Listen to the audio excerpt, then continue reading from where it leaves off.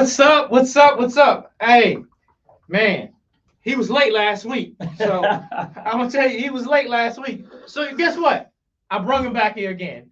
He drove 2.5 hours from Montgomery, Alabama, just so he can live up to his word. So again, I got my man here. We're gonna finish this conversation that we started last week or whatever that he was late for, right? I'm gonna keep on pouring that out a little bit, right? But this guy, man, if you didn't watch last week's show, this guy is the head coach of Miles College in Birmingham, Alabama. He's an actor, he's a model, he's a dad, husband, investor. He got so many other things going on or whatever. I don't want to steal his thunder. One thing, he's a proud brother of Phi Beta Sigma Fraternity Incorporated. He's my brother. We're originally from the same spot. You know, he gonna tell you a little bit more about his story if you missed it last week though. But Antonio Starks, what's up, man? Thank you for coming back though. Yes, sir. Hey, we here. Yeah, for sure, man. Tell the people about you. They go look there. Most definitely, man. Tell them about who you are. Once again, if you didn't know my story, we're gonna, go back through that. We're gonna make sure that you understand everything that needs to be understood where I'm from. A little town called Tunica, Mississippi. 30 minutes from Memphis, Tennessee, for those people who don't know where that's located at. And also, if I mention the casinos, pretty much most people know at that point. So, yeah.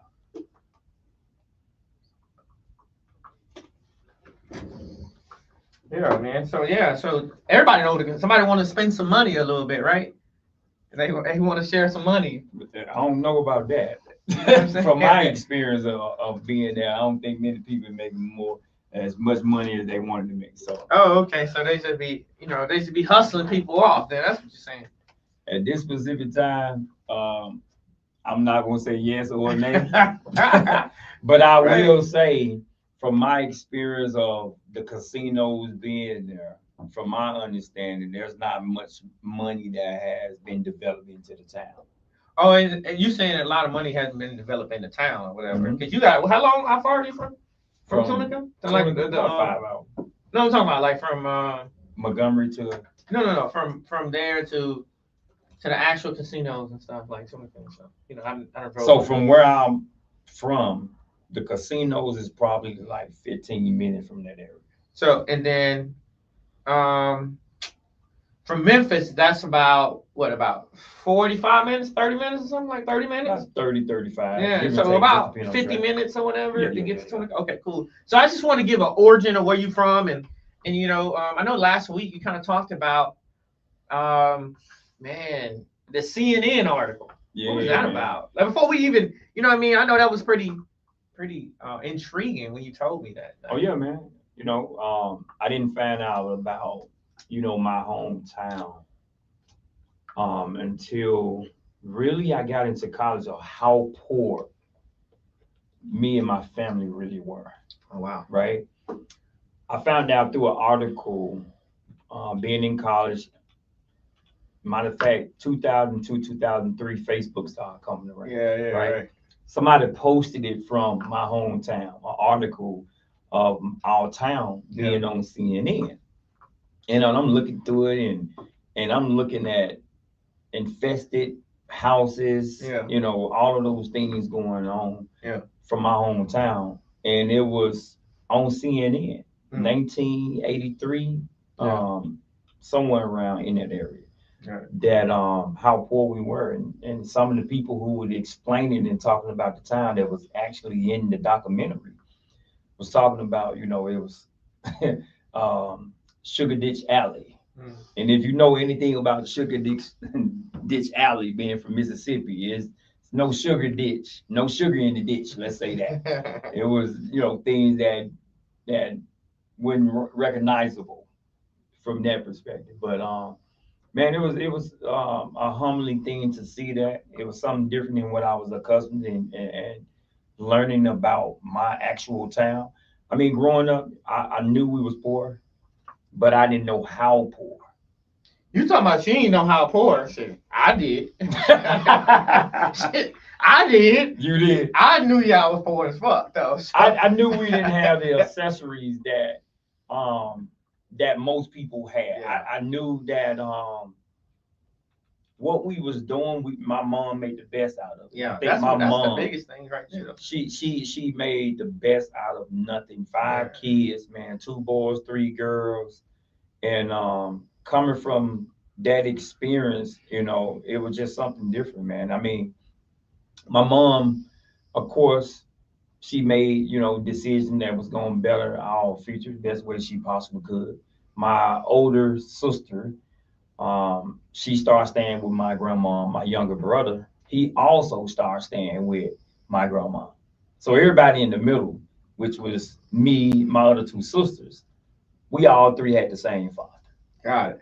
Got it. right? Got it. Got it. And it's a whole story behind that as well too, because even though as we grew up, we knew of all three of us having the same father, but there was some conflicts of interest within that over the past couple of years It as always well too. is. And It we always just is. finding out some different things, and once again I must say, man, my mom, she did a tremendous job, man. She did great Hey, behind you the here scenes. right now, so Oh she yeah, did man. something. I'm right here right now, man. Like I know growing up in Mississippi myself, bro, like connecting with that is, I like you probably can relate a little bit or whatever when it comes down to it because like I didn't know we were like now you got 50 states or whatever. I had when the Memphis seemed like right down around the Right, right, corner, right, right. right? Like so, I've been to St. Louis before. That seemed like that was we was going to Six Flags. Oh, that's cool. Mm-hmm. But like I had no idea. This is how you gotta expose. This is a teaching lesson right here. You gotta expose your kids to more, right? Like you really have to expose them to more Mm-hmm. because if you don't, you are doing them the disservice in life. There's a lot of people around the world right now in this Thanksgiving time frame. Happy Thanksgiving, Black Friday, today. But it's a lot of people out here right now that are suffering from lack thereof, right? Lack thereof or lack of. Um, Lack thereof is a better term to utilize because lack thereof is like they don't have this water right here. You know what I'm saying? It's out there, lack of. It's not a lack of water, lack thereof, right? So this water is there, right? So that gives a little bit of explanation. So lack, we all have the ability to get it. It's just a lot of things going on. So growing up in Mississippi, back on that topic, man, I know for me, it's like, man, until I moved to Atlanta at 17, when after I dropped out of high school, I was like, man, what is this? I moved to Atlanta, I was like, I ain't going back. I'm not going back, right? And so with that, it was just like, okay, let me, 2002, I dropped out of high school. 5 years later, 2007, I was number one E4 and below in the entire Japan. Fifth Air Force Airman of the Year, 12 outstanding airmen, right? Like in 5 years. So you can do whatever you like, and you can do whatever you want to in life. You just gotta do whatever you want to in life, right? And so, and that's the biggest thing. Is I'm a product of Mississippi, just like it. We just wanted more, right? Like man, we had first conversations or whatever. We have conversations pretty much almost every day, if not every day. Like we call and talk crap to one another. So we definitely connected. What did poverty teach you though? Like coming, I know for me, it taught me. I did a segment a couple weeks ago, and I talked about survival, right? Like you've been in survival mode so long that you'd have hurt so many people in that survival mode. You'd have done so many things in that survival mode. You like it's really like you get used to it. But then when you switch your brain off to you say I want more, and more comes about for you, and you're like, all right, cool. So I know for me, like survival, it got me to where I'm at today. Like if I didn't go through it, and I don't know how to appreciate stuff. You know what I mean? Like appreciate it and really appreciate things. So how did poverty like give you that responsibility to move to success to where you are right now, man, doing all the things you're doing? Man, one thing I learned about surviving and being in that mode is very simple. I live by these things: compromise and sacrifice for a better life. I love it. Say it again. Compromise to sacrifice for a better life. If you're not compromising, how are you personally sacrificing for a better life? I'm gonna have to replay this thing right here. Right. Boy, I'm gonna have to listen to that again. So it's one of those things where you know you gotta let some things go. Yeah. You cannot hold on to the same exact thing, but expecting different results, right? So my way of how I learned by growing up with my family, if you didn't, we learned how to hunt and fish. Mhm. Those are the first two things we learned how to do in Mississippi. Most people hunt and fish, and we believe that no matter where we go in the world, we can survive. Teach a man how to fish. You go out and make it happen. Show him how to fish. It's really Forever, just that right? simple. Like You know what I'm saying? forever. Yeah. Never ever. so Never ever. so it's that thing, man, when you know that you was at ground zero. Where's you're gonna go? You can't do nothing but go to the top. Like where else can you go? What else can you do? Eat all that barbecue food down in the You know what I'm south and saying? get high blood pressure. We did do a lot of that, man. Cows, all that, man. So, Man. you know, we figured it out. My grandma had a farm, man. She Okay. had cow. Oh man, I grew up with cows, ducks, chickens, roosters, hen, eating turtles. You know, and all these things, most people be like, oh no, we don't know about that. You know what I'm saying? But it was just our way of survival, our way of knowing how to have what we say we wanted or needed. Yeah. Even if it possibly wasn't the best thing for us, right? But we here. Yeah. So Makes sense. Makes yeah, sense. Makes a man. whole lot. Yeah, man. And so I can totally agree with that, man. Say what you just said ago. No, compromise to what? Compromise to sacrifice for a better life. Compromise. If you're not compromising, you're not sacrificing. Okay. If you're not sacrificing, how could you possibly have a better life? Okay.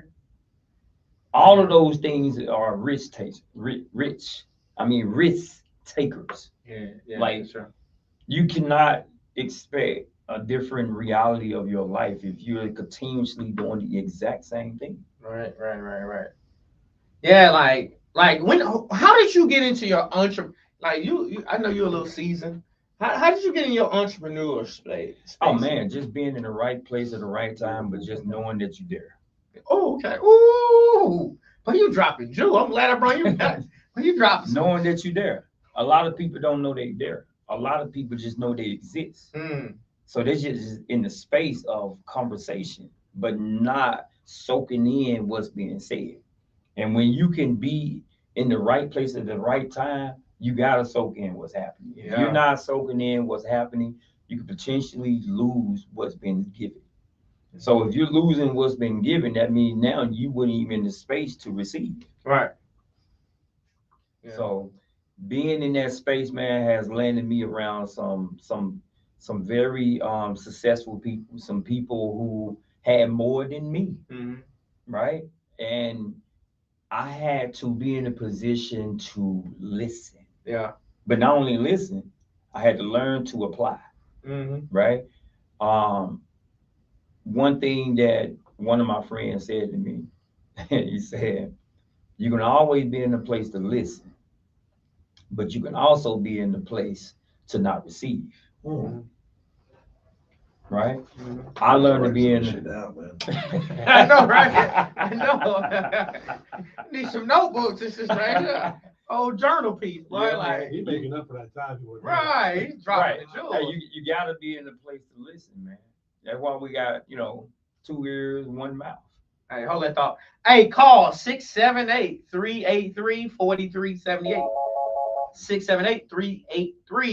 678-383-4378. Drop them questions, Antonio. Drop them. BFAM 1096. Call 678-383-4378. Man, drop them questions to him, man. Like, and I know for me, man, like to dive on the entrepreneur space, I started working at the age of 4. 4 years, like 4 years old, man. And really, like, I'm so blessed, and when you go through this, like I'm in this, like that's what Battle Test is about, like, me sharing this gift and and being able to articulate my words and having done a lot of different things. Um, battle tested. I've been battle tested. You have been. You was homeless, bro. Yeah. Like being battle tested. That's some. Whoo, I know ET talk about it as being homeless, and Right. you talking about like these people. Oh, I've been there. Like, what is his name? Steve Harvey talks about being homeless.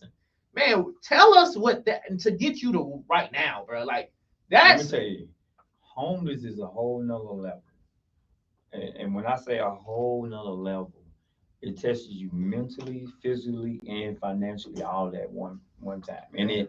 And for the most part, it will test you sexually as well too. It will. I'm not gonna go with that. I know. I'm just saying. I'm speaking real. It will. You're right. The reason why I say that because at that specific time, me making a decision to move from where I was at to the next position of life, meaning growth within, the industry of acting and modeling, and to pursue that goal and that dream is really what made me. I won't say made me, but I made a decision to be in that space of homelessness. You know, me and the guy and the friend that I had supposedly, we want to make all this money. We want to go for the goal and to come home one day and open the door and everything that was in the house was gone. And I'm looking like, where is he? Where is all the furniture? Where he gone? Mm-hmm. Still to this day, this been what about 12, 13 years. I have never seen this guy another day in my life. Never heard from him. How long did you know him before that?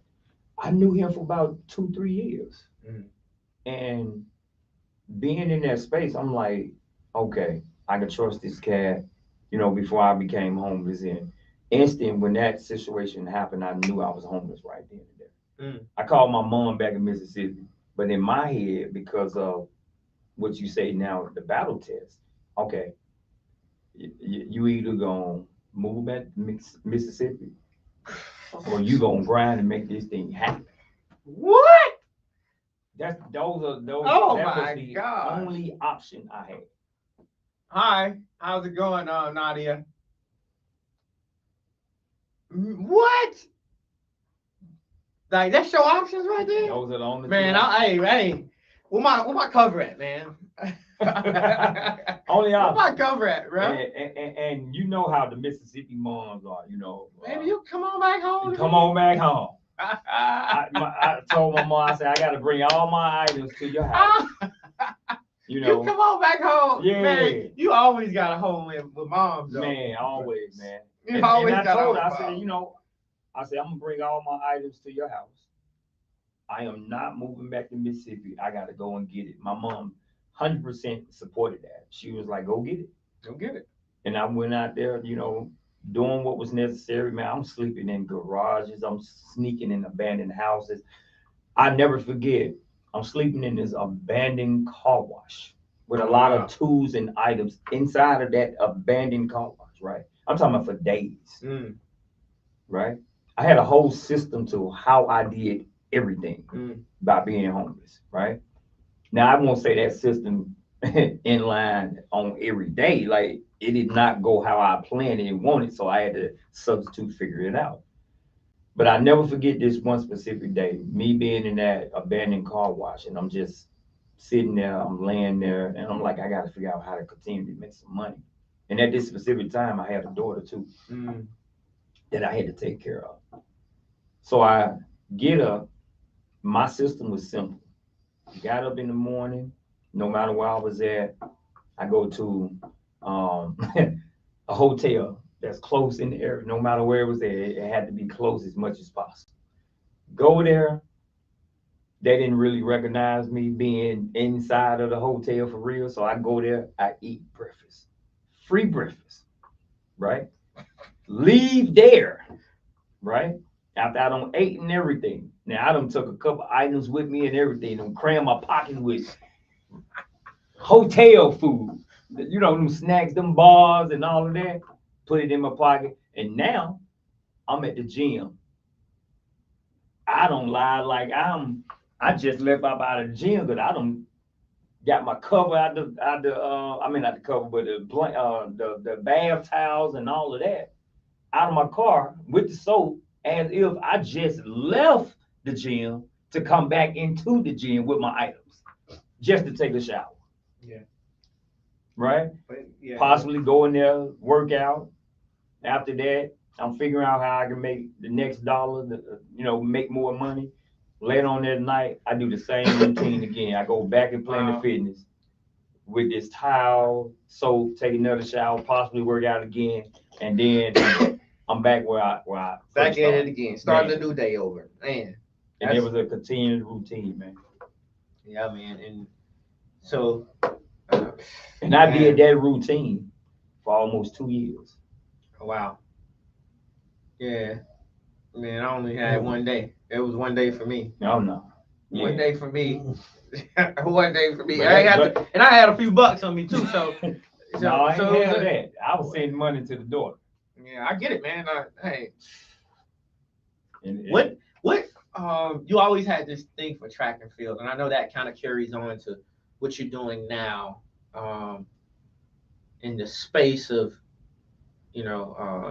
everything you've done, right? Like everything you've done over time kind of led you to track and field. What led to that passion of track and field? Like when all these kids want to give up, they in the middle of a freaking 4x4, they want to give up because they side hurt, whatever. What you tell them like to that, man? Like, because I know you got a passion for track because you ran, you got scholarship for track. Now you are even an expert in your space, and you got your own track and field club, and then you got head coach of Miles College.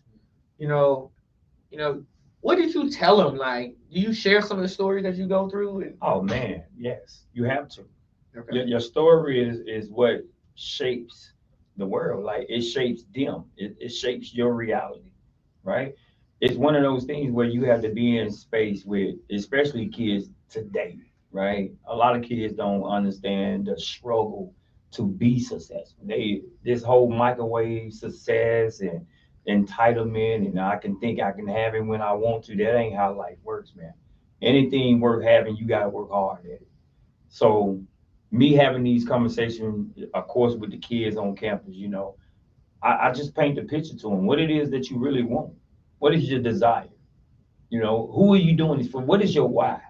Like what hurts you, right? What makes you come out of your comfort zone to make it be more about somebody else or something else? Because if it was just you doing it, you quit. You quit. You got to make it bigger than you, right? You got a child, or you got a child on the way, or even if your mom's sick, your dad's sick, or whoever it just might be, make it be about something bigger than you, right? Because that's how you're gonna go for it, right? My whole recruiting way of how I recruit when it comes down to kids, right? I ask them a couple questions, simple questions. Number one, what is it that you want with track and field? Like, what is your desire? What you want out of it, right? I have a young girl right now, and I asked her all these key questions. I asked that one first. The second one, what times, because of your events that you want to run, put your time on paper. And everything that you want to do, put it on paper. Because now I need for you to not only write it into existence, right? Mm-hmm. I need for you to know when you wake up, whatever you're chasing, whatever you're doing, have to fit that. Because that's what you wrote. That's what you should know, right? So when it comes down to compromise, sacrifice for a better life, I understand you in college, but don't waste that time. Right. You ain't got long, right? That window of being in college and where you want to go from that point of college to being a professional athlete, it's small. Yeah. Right? So when you come, as soon as you come in as a freshman, right? That clock is ticking. Yeah. That time is ticking. So when you say you want to come to college just to have fun, and then you can get work and whatever happen, no, you're already behind because your mind ain't thinking about where you're going for real. It's cluttered because of so much that you're thinking about what you want to do, but you ain't got nothing in concrete about what you really want to do. Like what you just said, like for me, it made me think. I'm over here listening, and it made me to think about what Emmett Smith said. All men are created equal. Some just work hard and preseason. That's it. All men are created, and I'll be processed. All men are created equal. Some just work hard in preseason. Some people can't do what we do as far as entrepreneurship, right? Like, Nope. like you think about it, man. Like, man, I've been out the military freaking. What year is this? 25? Oh, I've been out 11 years. 11 years. 11 years about, man, 11 years ago, this month, oh my gosh, this time frame, that's when PTSD really hit for me. Like, because when I came out the military, they gave me 30 grand, early separation, they gave me a 30 piece. I'm like, oh, okay, cool. Spending money like crazy, right? Didn't position it right. Then let the dollars do what they do. You know, make more dollars. I ain't about to say make more babies, but but I ain't gonna say. I'm gonna keep that to myself, right? But I didn't allow them to make money, and I went to instantly when I got down to bottom, and I realized going through this so much trauma that we deal with coming in Mississippi. Not even just I'm recognizing it's a lot of trauma around the world, right? Like you come up, like people are coming up, but when you don't get the necessary teachings and stuff, life can punch you in the mouth. It will. Right, and so. Right, 11 years ago, around this time, man, and I remember like it was yesterday now. Like, I was dealing with PTSD so bad, and I could not be around nobody. They had to put me on Zoloft or one of those things or whatever. I don't remember which one. I know it messed my brain up, but I'm still here. But one of the biggest things is like the next year, my late wife, she was already writing books and stuff. So I was like, man, she can do it, I can do it. Right? So I was like, hey, I got a bachelor's degree. You got a book experience. Let's create a company. So we created a publishing company. Over 5 years, we published over 200 books, and all of that stuff. And we just created this massive space. It had about 12, 13 authors around the world. I mean, like in prison and that were out or whatever. These guys were writing books. We published over 30 books like our first year. Like, and I'm talking about when the first time we went to New York, and I think I mentioned it on here before, you got to do whatever it takes to be an entrepreneur. Like, if that's what you want. Like, for me, like we went to New York on ball tires, no registration, no insurance. Like, we went there and we went to Harlem, and she made we was out there singing a book. Like, she had made the book. She said, okay, I want you to go with me. So I'm like, I'm a support for sure. Right? Because I'm dealing with PTSD bad. When I'm talking about bad, she can probably be the only person around me type deal. Bad. And at the time, I was smoking a lot. Yeah, I tell you. I was partaking. I'm gonna say that. I was shining up a little bit, I was partaking a lot, right? And no, but I was dealing with a man. Guys, when I tell you, and I'm gonna get back to entrepreneur. Like, I experienced some stuff. So, see, for me, and even with, that's how economy is. Like, even though I had 2 college degrees, I was in school for another one. They said, man, you're overqualified in so many words. They said, hey, we're not gonna give you that money, right? How you gonna be overqualified for 8.5 years of military experience with 2 tours in Iraq, 1 in Afghanistan, 1 in Ecuador? Bro, I can go into any company right now and freaking give me 90 days. I'll turn that stuff around. Give me 90 days. I'll turn it around. I will find things but you're going to have to cut me a bag. You're going to have to cut me a bag. And if somebody want to try me on that, try me. Because I'm a lot different than I was, 9 years ago, right? Like, I've been on boards and all that stuff. Now, I'm an entrepreneur, so you got to pay me whatever it is, right? Like, and even consulting, and man, I tell you, entrepreneurship in the last 11 years, it's been, and after my wife transitioned, I took some time to heal though, right? Like, what type of healing, that leads me to this space. What type of healing spaces do you, or practice or whatever the case? Because being homeless, bro, freaking having to endure this, this acting space? Like, what do you do to help with your mental health? Well, first of all, you gotta believe that it's so, even if it's not so, so you can have so, right? Damn, why you really going?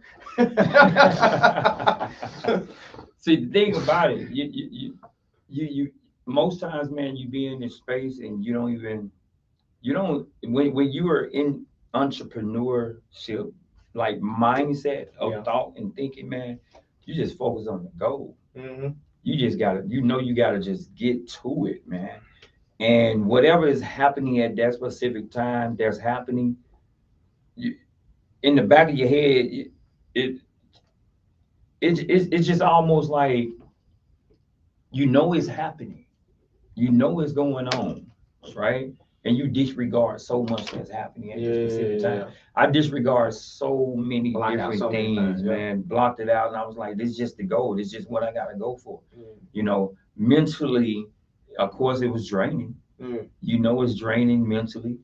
And at this specific time, what was amazing about me going through this journey, when I first met my wife at this time, she was my, somebody who I met on Facebook. Oh, you met on Facebook? Oh, okay. Now watch this. The story of that, I met her on Facebook. She's clicking like on my page, right? I didn't know who she was. Every day she's clicking like. She single. She like, boy. Yeah, but see, we don't realize most women have a motive before we have a motive. Yeah, sneaky mother. You know what I'm saying? So she's pressing like on my page every day. I made a decision to write her. Hey, how you doing? I don't know who you are, where you from, what you do. But my name is Antonio. Where you from? She said, told me her name and all that. She said she was from Alabama. I said, well, ain't no way in the hell I'm going back to Alabama. But if I see her on my way through or so whatever, I'm gonna get her. That was my mentality. Survival mode. Once again, right? So that day she gave me her number. Now, what was shocking about that, I got her number. I'm talking to her, and I done broke into an abandoned house, and I'm living in this house. Yeah, but you were just breaking into things, huh? Jeez. Survival mode, bro. So I'm talking to her the whole time while I'm homeless. She don't know I'm homeless. She all the way in Alabama. Guess where I'm at? Phoenix, Arizona. I don't snuck on a man, that's 24 hours. Different. I'm sneaking on buses going around the country. I just happened to land in Phoenix, Arizona, and I'm talking to her. Right. But the amazing about that, man, is that I almost lost her 3 times. And how I end up almost losing her. It's one of those things where your mind is just playing tricks on you by being homeless. That day I got her number. Whole week we talked every day. A Saturday came around, and I'm texting her. She made a decision to call. I pressed end. I didn't want to talk. You about to end, yeah. Yeah, about to end everything. About to end everything. So I press in, and the reason why, because man, I'm frustrated, I'm mad, and I'm in my emotions, feeling I'm homeless. Shit, nobody caring about me. Nobody care about me right now. Nobody want to have conversation, no nothing, right? Nobody even supporting. And at this specific time, get what? No family, friend, nobody. So I told her, hey, I will call you back later on tonight. That night came, I never called her back. The next day she called, I answered the phone. The first thing she said was, hey, what happened? Why you didn't call? Now, if you know anything about a woman, when you tell her something you're going to do, you better do it. And no matter what it is, it can be, hey, I'm finna go throw some pennies in the ocean. She want to know how many. You get what I'm saying? Hold that thought, man. Hey, call 678-383-4378. Man, it's having a great conversation in here right now. And Antonio's breaking down on his mental health and how he's had to endure, life of homelessness to get him where he is now. Like, that was, what did you say, 12 years ago? Yeah. 12 years ago. So that's homelessness more like 12 years ago. Yeah. So 678-383-4378. 43, 80, I mean 78. 43, 78. Man, like really. Come on, call in so we get some jewels. Ask him some questions. Yeah, so we're gonna hop back in here, man. And yeah, man, like that's wild. That's a wild story. Yeah, So man. wifey wouldn't be wifey right now if it Oh wasn't wifey, man. wasn't wifey Well, put it back like then. this: I wouldn't be the man that I am today if it wasn't for wife. Yeah, so wifey wasn't wifing back then. She had to be a wife. Hey, she wasn't wifing If back she wasn't then. wifey back then, she She would wouldn't have be been wife wife. right now. That's what I'm saying. Like she was already. Hey, I thought you, cause she like that now, right? Like, She was hey, cool person too. You think Yeah, man. she quiet, but hey, She got a little thump got a in her, little boy. fire in her, boy. Yeah, believe that. But She keep him balanced though. Oh, Keep yeah. my man balanced. That's Oh, yeah. great. all the way balanced. And so, that what brings that connectivity? Like, how do you guys like you mentioned that you guys got a newborn. It's about what 9 months old now. Man, 9 months old, phenomenal family, man. And I will say, of course, that 9 month old, he taking us through some, you know what. Oh, them teeth growing in right now, Man, huh? Boy. what? You talking about, I just recently got this joke out the bed. Yeah. Just recently. Get out. Like, I'm going to put you in your crib. Kicking the baby out early, boy. Hey, boy. You still got 17 years. Hey, boy. He in his bed. And next step from that, his bed is his room. So, Okay. but it's phenomenal thing. What? 9 months, and we also got a 3-year-old man, and it's a working process, man. And yeah, man, it's a beautiful thing. So you got a 22-year-old too, right? Of With course, with the yeah, disability. Talk about that a little bit. Man, my daughter, man, my precious princess, man, and you know, for years, man, her growing up, she to this day she still don't even know I was homeless. She was taken care of, and That's dope. of course, 6 years ago, come to find out, she was schizophrenic. Ooh. But imagine being in a space of you being homelessness, having this, being homeless. And for years, you have done everything possible to make sure your child had what your child needed, right? And all of a sudden, because you chasing your dreams, you have to figure out how to accommodate time in the mix of chasing your dreams. Mm-hmm. So making certain decision after finding out that, man, changed the trajectory of my life forever. Yeah. And that when a lot of the other things as far as success and people came about, all because of that one decision that I made to chase, various of different dreams. Because even though I was, doing the acting, doing the modeling, these things at that specific time of doing, it wasn't giving me the time that I desired. If anything, it was taking up the bulk of my time. Right. So I didn't know my daughter was schizophrenic while I'm out here chasing a dream, chasing other goals. So I had to make some different decisions, man, because it was taking up the bulk of my time, man. So reading, coming into people who had what I wanted, they talked different.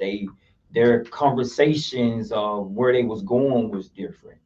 And once I made those different decisions, that's where the books came in at. And I'm gonna tell you, the books are very important. And when I say the books, I'm not just saying go and read this book or that book. I'm talking about specific books. Yeah. One thing I learned about them is this, right? They say a lot of people say, money is the root of all evil. No, it's the love of money is the ruler of all evil, right? Because air and money are two of the most powerful things you can ever have in this entire world, right? If you got money, but you can't breathe, you ain't really got no damn money.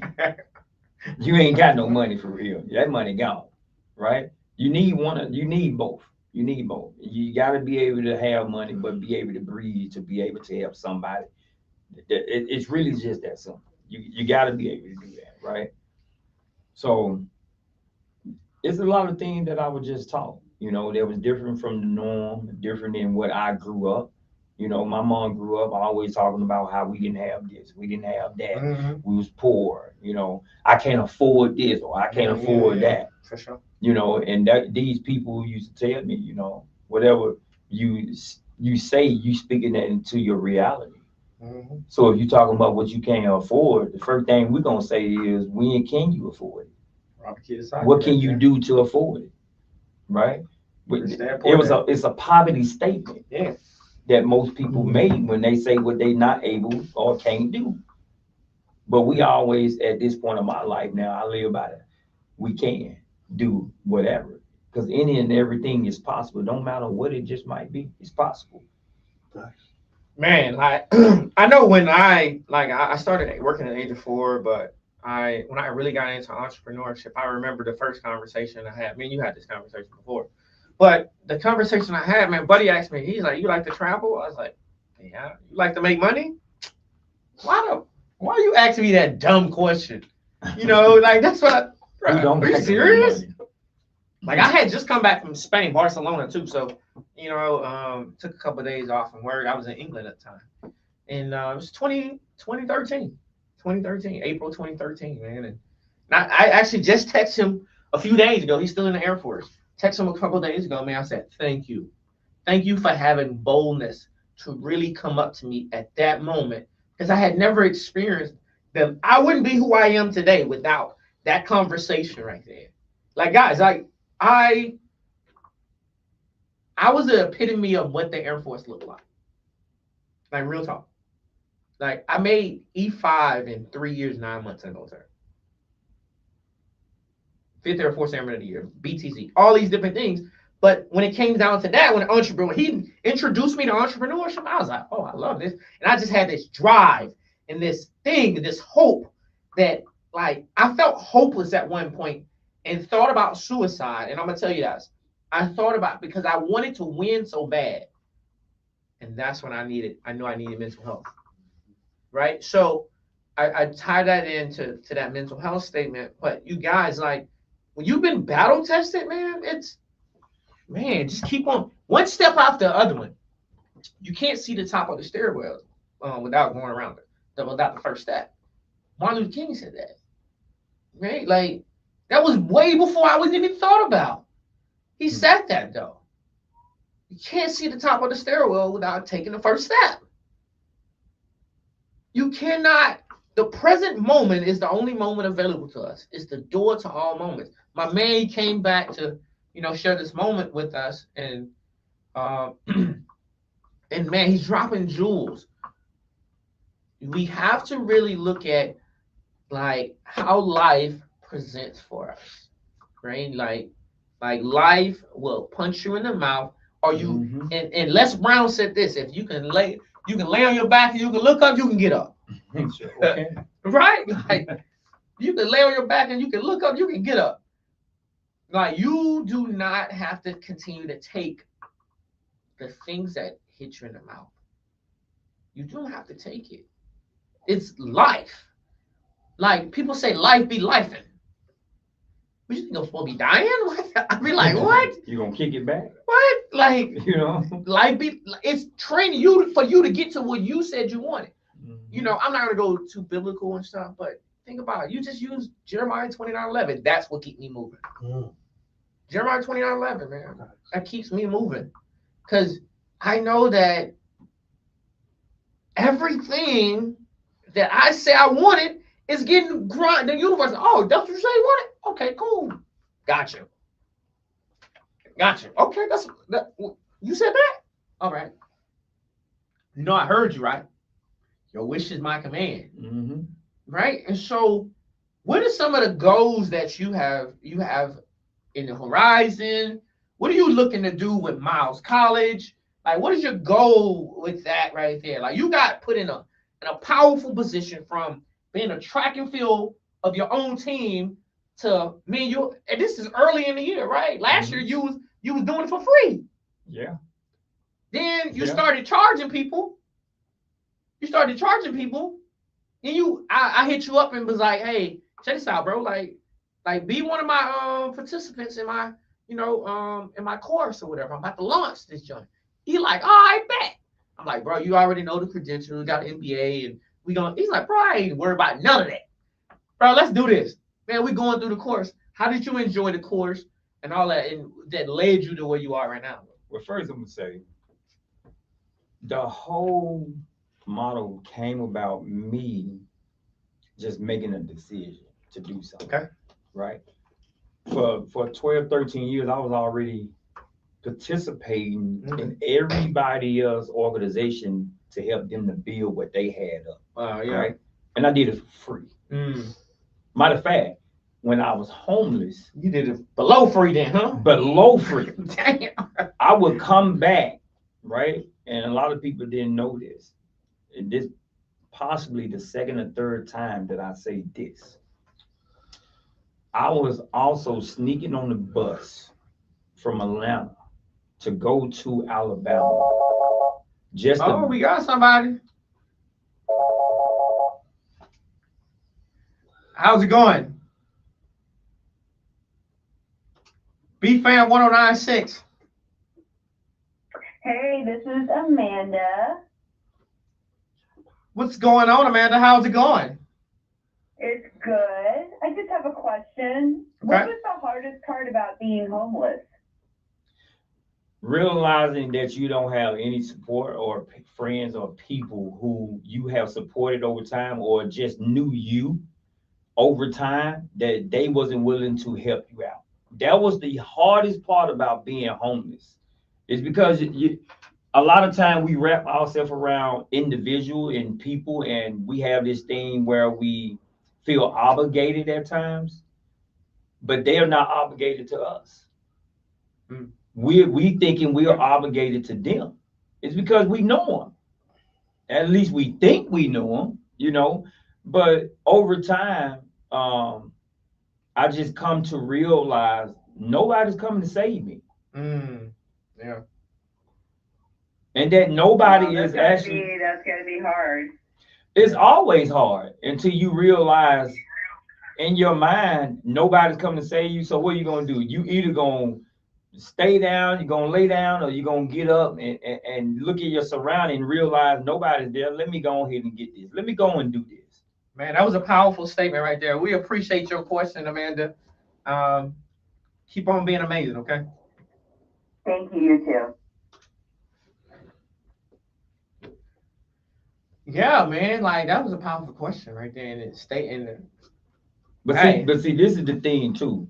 What people have to realize, we get tested as people. We get tested all the time on our goals and our dreams and things that we say we want to be able to do. But in the midst of getting tested is because we have already mentioned or said something that we desire or want. Yeah. That's where the test come in at. Yeah. We have to change who we are to become who we need to be. Yeah. BFAM 1096, BFAM 1096, 678-383-4378, BFAM 1096. Call now. We only got about 10 minutes left. You want to ask him some more questions? 678-383-4378. Give him a call in, man. I got 10 minutes left. So, man, like you. And it's just like becoming an entrepreneur. Yeah. I think what most people mess up at when they're chasing a dream of entrepreneurship, they tend to continue thinking like an employee. Yeah. You have to change who you are to become who God wants you to be. Change the way you look at things, and the way you look at things change. Yep. Wayne Dyer. Yep. Right? Yep. That's one of my favorite quotes. That's right. Change the way you look at things, and the way you look at things change. Mm-hmm. Man, this has been a connection and community conversation right here with Antonio Starks. Call BFAM 1096 678-383-4378. We got 10 more minutes. If you want to reach out to this man, get some old pick into his brain. And this guy, man, we might find him on the sideline of somebody's track, or they may even pull him on the youth, the Junior Olympics. I don't know.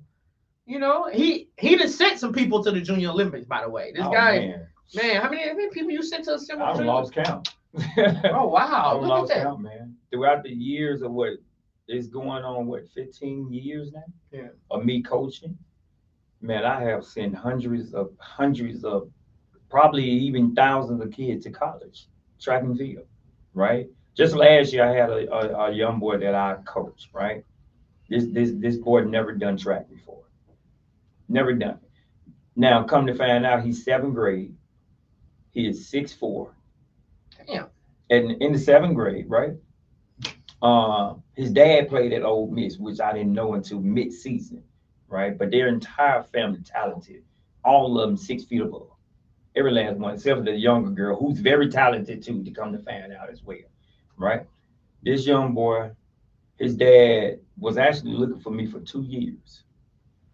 2 years he was looking for me, and just off me training, doing some things with the kids, he happened to drive up, have a conversation with me. He said, "Wait a minute, you coach stars?" Yes. Man, I was looking for you for 2 years to coach my son. So this past year, his son did track, with me, came out in May. Over the course of May to July, he has never done track before, ever in his life, and went to the Junior Olympics. Wow. Never done it. And to give y'all some perspective of his times and what he did, he ran the 400, he ran the 800, right? These are his beginner times. And if you know anything about track, you know this seemed impossible on how this happened with his times, right? In the 800, he started with 2:35. That's his starting time in the 800. First track meet, 2:35. At the end of the season, he's running 2:15. He cut it down by 20 seconds. And his 400 that he ran, he started with 1:01. He ended the season with a 54. That's crazy. Made it to the Junior Olympics. And what was amazing about it, because a lot of people tend to focus on, of course, as we say in the South, the sports that tend to mean so much to us: basketball, football, possibly baseball, those things. But track is definitely a accessory for any sport. I don't care what sport you play. And I'm gonna tell you now, the way things are going now with NILs and people getting paid and things of that nature, I'm gonna tell you now, football players need to run track. Right. More than ever now. More than ever. And when I say that, it's because most college coaches, especially a Power 5, Power 4, you come in as a freshman, possibly you ain't playing. Right. You ain't playing. Mm-hmm. And that's just the realization of it. You better be an outstanding 5-star. Matter of fact, you a 4-star, you ain't touching the field, you ain't getting no reps. Especially if 5-stars not getting reps, you not definitely getting no reps. Right? Now, me personally, I'm willing to recruit some high school runners, players. That's my mentality. Because I want to, where I'm at, I don't mind about developing your child. Because I understand the whole meaning behind development, right? You a child that's willing to learn, want to get better. After the goal, I ain't got to tell you how to get it, when to get it, what to do to get it, and you just want to get it. Oh, I need you. Yeah, for sure. Right? Because I feel like a lot of talented kids right now missing out on opportunity. When I went to school for track and field, 10-4 was outstanding. Mm-hmm. Now, going to a Power 5 or something like, they talking about 10-1. You got to be a professional athlete now to actually go to a big school now, SEC, Big Ten. You got to be a professional athlete to go there. All right, so we got to wrap this thing up. What advice would you give somebody that's running through their battle test? They in a battle test season, man, and you don't even know, like somebody really ready to take this thing on out. What would you give advice? Having endured what you've had to endure, let's bring it home, man. Man, just be determined. You know, one thing about it, you're not gonna have most of the support or who you think you're gonna have the support from. Yeah. That's number one. I don't care who you are, your friends, family, whoever it just might be, right? You have to make it up in your mind what it is that you want and just go after the goal. It's really just that simple. Become another beast, become another person, become another animal. On your dreams, your goals, change your perspective as to what you think you currently doing that's gonna get you there. You know it's not moving and shaking, and it's not gonna get you to the goal. You're wasting time. Don't waste time on your goal. Don't entertain any and everybody. That's number one. Number two, stay tunnel vision. Stay tunnel vision. Understand what you're sacrificing for have to be better than what you're sacrificing. Now I must say it again. Understand what you're sacrificing for have to be better than what you're sacrificing. Because if not, you're wasting your time. And I don't like wasting time. I like Right. getting to it. Right, I get it, man. Hey, look in the camera right there. Tell people where they can find you at. You know what you got going on next. Um, like and all of that. Oh yeah, man. Hey, where you can find me at on Facebook is Antonio Starks. On Instagram is Sigma Man, SIGMAMAN 401 on Instagram. Hey, at Miles College, we definitely looking for athletes. I'm willing to develop your athlete. I'm your child. Yes, definitely. And yeah, submit. Go to Miles College website. Put your information in. Boys and girls, track and field. I'm looking for kids. Okay. Okay. Cool. Yeah. So, guys, Mr. Diamond Inc. Mr. Diamond Inc. 2.0. Mr. Diamond Inc. 2.0. On Instagram as well as TikTok. And also slide on freaking YouTube. Go slide on YouTube. Go ahead and subscribe. Know when the channel is gonna be popping, right? It's gonna be every Friday at 5 o'clock. Right? Every Friday at 5 o'clock. Hey, 2 weeks from now, I just booked it. 2 weeks from now, I got this amazing person. She's a transformation specialist, been in the game 20, 30 years. She gonna be coming on here. It's gonna be a virtual show. She's coming from Canada and she's doing her thing. Man, met her on LinkedIn. I want you guys to really be here so you can check her out and I can ask her these questions, man. I want to know. See, I really want to dive into transformation. Like I want to help transform somebody. And you guys got to get up on the Discord channel. If you're not getting on the Discord channel, you're doing yourself a disservice. It's a book sitting there right there waiting on you right now. It's a journal sitting there waiting for you. But if you like to go and get the journal and the actual journal and it gets shipped to your house, you're like, I'm good. I don't want that. All right. So you can go to the Journey of Being, 30-day guided journal to acceptance, transformation, and mastery. It's on Amazon. Anywhere around the world, Amazon will ship it to you. That's why I love it. Right? You should love it too. Right? So be like water. Be formless, be shapeless, be like water, right? One day at a time, one moment at a time. See you later.